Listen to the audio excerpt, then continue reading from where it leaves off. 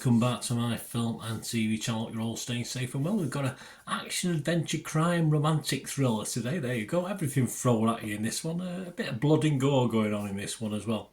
We're going to look at something called Love Lies Bleeding. Please, if you're new to the channel, push that subscribe on. Push the bell notifications. Everything film and TV, great to have you on board. Film reviews like this, series reviews, information vlogs, lots of different things. And if you do look through the channel, try and see something you like, you'll also see stuff on my, got all posh then, my football team Manchester City as well. So if that's of any interest, or you know someone who might be interested, give them a kick in my direction. I'd be extremely grateful. But this is a film today. We're looking at a film. It's a 15 rating. Yeah, possibly borderline. You know me, I'm usually soft with ratings. I usually think they're a bit over the top, but yeah, I think that's probably could be worse. Could be an R rating and an 18 rating, but hey, there you go. We'll not worry about it. 104 minutes. This is directed by Rose Glass from a screenplay she co-wrote with Veronika Tefizka. And it's a co-production between the UK and the US. Although obviously it showed a lot earlier in the US than it did in the UK, but there you go, what do you expect?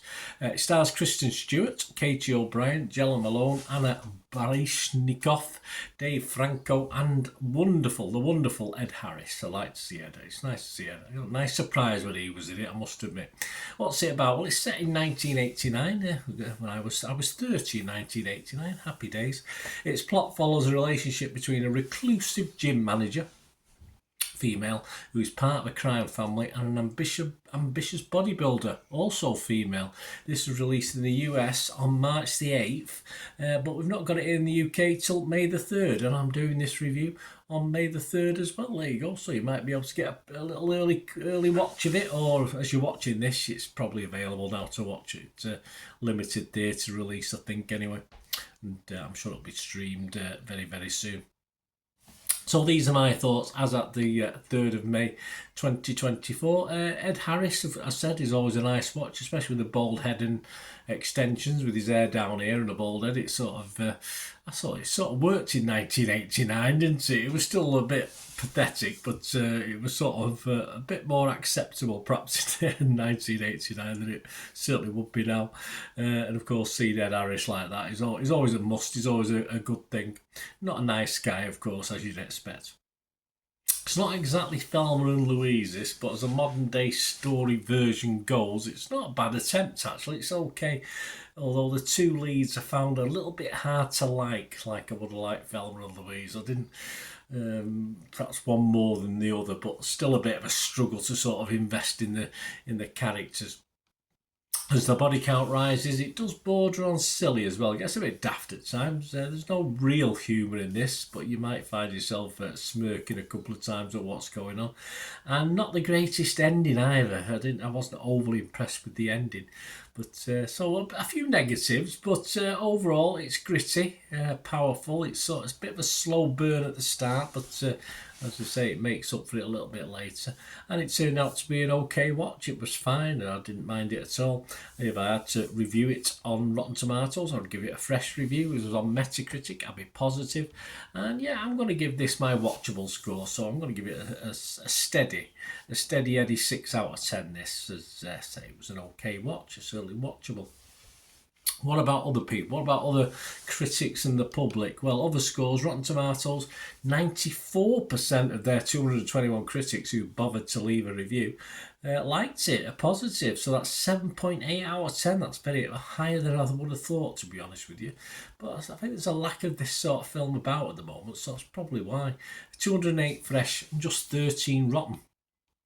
The website's consensus reads, lust and violence collide to powerfully pulpy effect in Love Lies Bleeding, a well-acted addition to writer-director Rose Glass' growing body of exceptional work. There you go. So if you're a Rose Glass fan as well, I think you'll like this.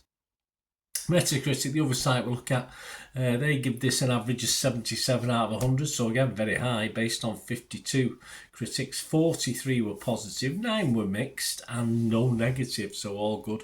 Matt Glasby from Total Film Magazine give it 80. He said, more fever dream than film, Love Lies Bleeding shows that Glass is the real deal. Who knows what site she has to show us next? So she's getting a lot of credit, she, old Glass.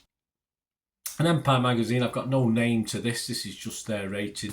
I've no particular person's name. They give it 80 as well and said, visceral and heady, this is a blood-soaked all-American fable. That's as if Thelma and Louise literally went on steroids. Well, yeah, probably. Rose Glass is a force to be reckoned with. Yeah, certainly. I certainly would not turn my nose up at watching more Rose Glass stuff, that's for sure. About the audience, well, yeah, they like it as well, generally. Rotten Tomatoes audience, 82% positivity, scoring 4 out of 5. Metacritic users, not so kind. They're only giving it an average of 5.7 out of 10, but that sort of bucks the trend a little bit, because you go over to Internet Movie Database, over 15,000, as I said, it's been available now for a couple of months in the US.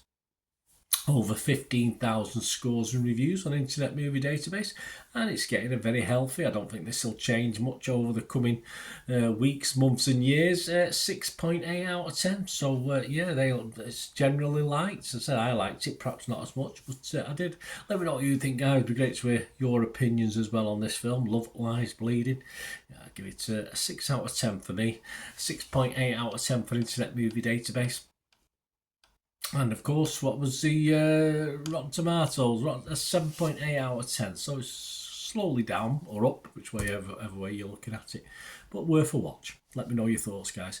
To me again, that's one thing, don't I? Please stay safe, everyone. Bye for now.